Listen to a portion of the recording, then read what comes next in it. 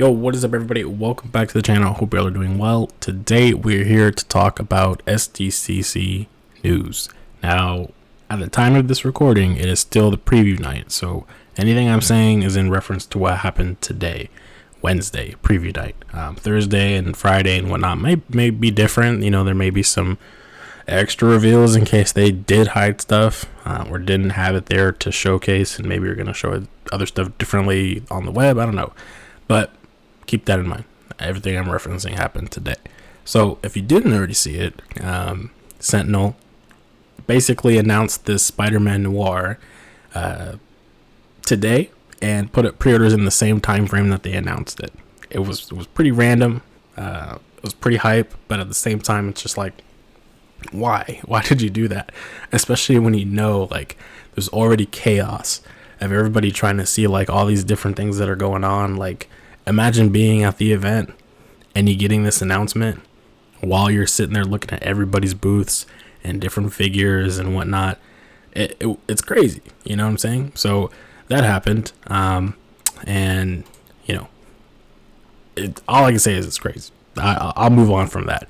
But pre-orders had started the same day today and went up on Japan-based retailers. I don't know when the US, side of retailers will open up and start allowing for pre-orders, but it can take anywhere from a week to 2 weeks. So just be kind of patient. There's not really much we can do.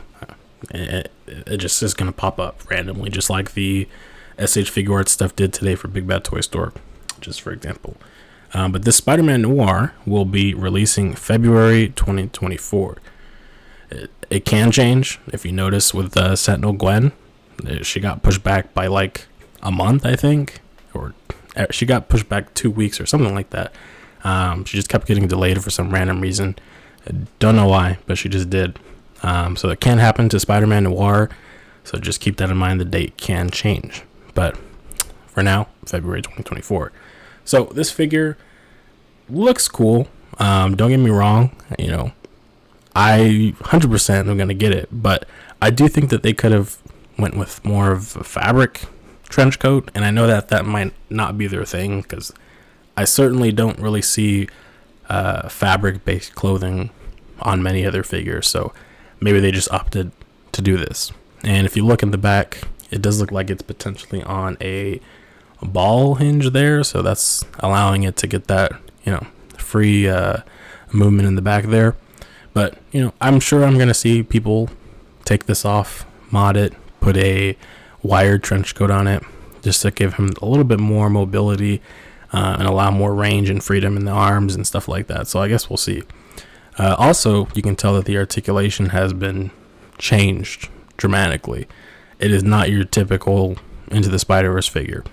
Miles, Gwen, and Peter all have those smaller, thinner legs that can get into crouching positions a lot easier and get high kicks. And honestly, they're really thin figures altogether. They're really light, so they can do some crazy poses that other characters may not be able to do just because of the weight of the figure. So I'm curious to see how that's going to be handled with this Spider-Man Noir, especially when it comes to just the basic articulation, because it is interesting to see them having thigh swivel here, for example, because we don't have that on the other Spider-Verse figures. So I guess we'll have to wait and see. For now, we just have some basic promotion pictures that don't really give you too much insight into the whole articulation. So moving on, aside from that, the biggest problem with this figure is the price, I feel. Now, where I got him from, he was like 90 something, and I didn't have to pay yet. So that's a little bit more of the reason why I felt comfortable getting it now. However, for a person that's not going to do that, it's like $100 and something. And quite frankly, I think on HLJ, actually, Hobbylink Japan, it's $110. And that's without shipping. So I don't really see the value in this figure a little bit when it comes to the accessories, because look at how much he comes with. This is it.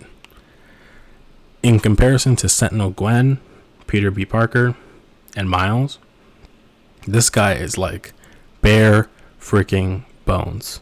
He doesn't even come with the Rubik's Cube that he took with him back to his Earth. That was somewhat part of his character development, okay?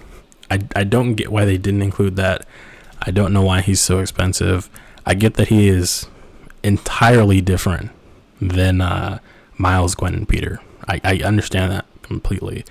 But I don't know if him being that different justifies a whole $100. Because I really don't see these adding up to be that much at all, to be honest with you. Like, you could even take the webs out. There's people that will give you custom webs for dollars, okay?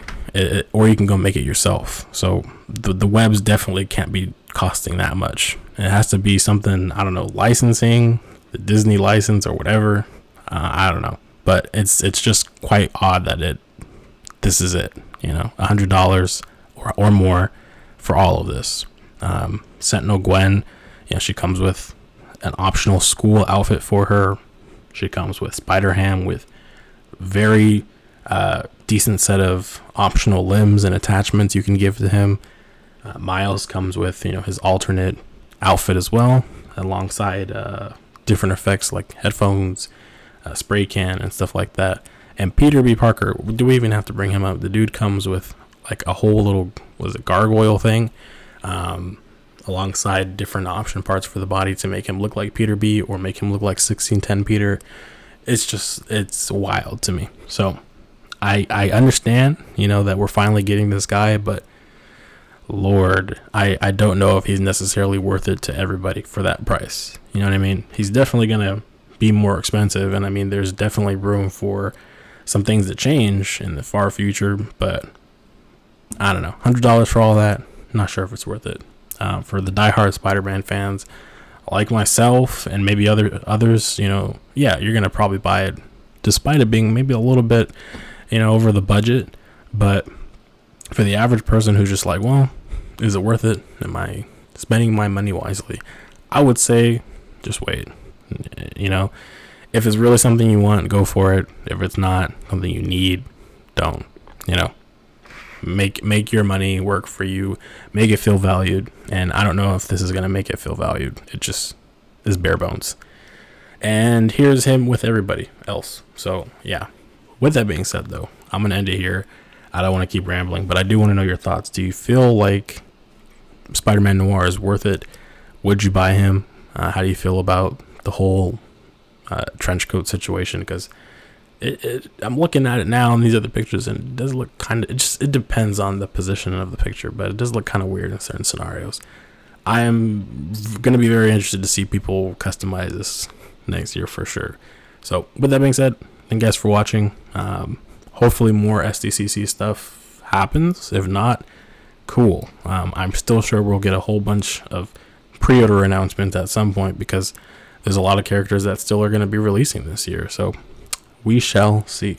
With that being said, catch you guys later. Peace.